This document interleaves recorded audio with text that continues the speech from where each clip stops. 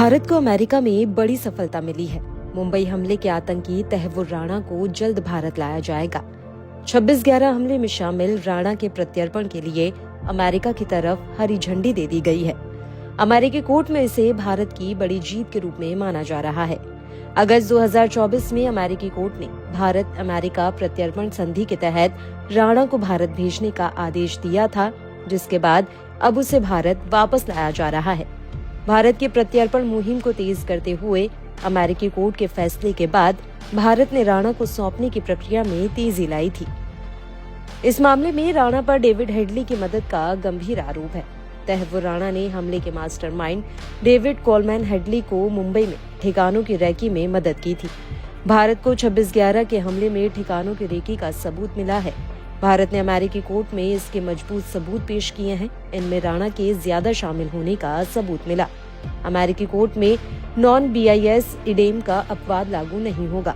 अमेरिकी कोर्ट ने माना कि राणा पर भारत में लगे आरोप अलग हैं, इसलिए ये नियम उस पर लागू नहीं होगा।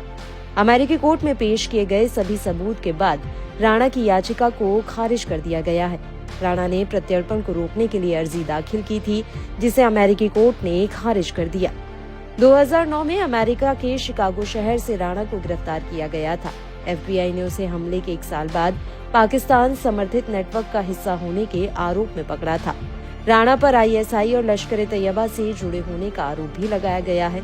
सबूतों के मुताबिक राणा पाकिस्तान की खुफिया एजेंसी ISI और आतंकी संगठन लश्कर-ए-तैयबा का ऑपरेटिव बताया गया है। आपको तहव्वुर राणा के बारे में बताते चलें कि तहव्वुर राणा का जन्म पाकिस्तान में हुआ था। उसने आर्मी मेडिकल कॉलेज में पढ़ाई की और पाकिस्तान आर्मी में 10 साल तक बतौर डॉक्टर काम किया।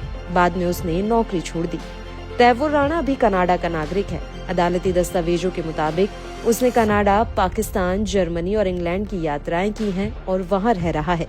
दस्तावेज बताते हैं कि 2006 से लेकर नवंबर 2008 तक तहव्वुर राणा ने पाकिस्तान में डेविड हेडली और दूसरे लोगों के साथ मिलकर साजिश रची। आतंकी हेडली इस मामले में सरकारी गवाह बन गया है। तहव्वुर राणा और डेविड हेडली बचपन के दोस्त थे। हेडली ने मुंबई हमलों के लिए जगहों की पहचान की और राणा ने उसे हर तरह की मदद की। जांचकर्ताओं के अनुसार मुंबई में हमला करने वाले आतंकियों ने राणा द्वारा तैयार किए गए ब्लूप्रिंट पर काम किया। अब अगर तहव्वुर राणा को भारत लाया जाता है तो ये 26/11 हमलों के पीड़ितों और उनके परिवारों के लिए न्याय की दिशा में एक बड़ा कदम होगा। राणा पर आतंकवाद और देश के खिलाफ युद्ध छेड़ने जैसे गंभीर आरोप हैं। उसका प्रत्यर्पण न केवल भारत की न्याय प्रणाली को मजबूत करेगा, बल्कि आतंकवाद के खिलाफ वैश्विक लड़ाई में भी एक महत्वपूर्ण संदेश देगा।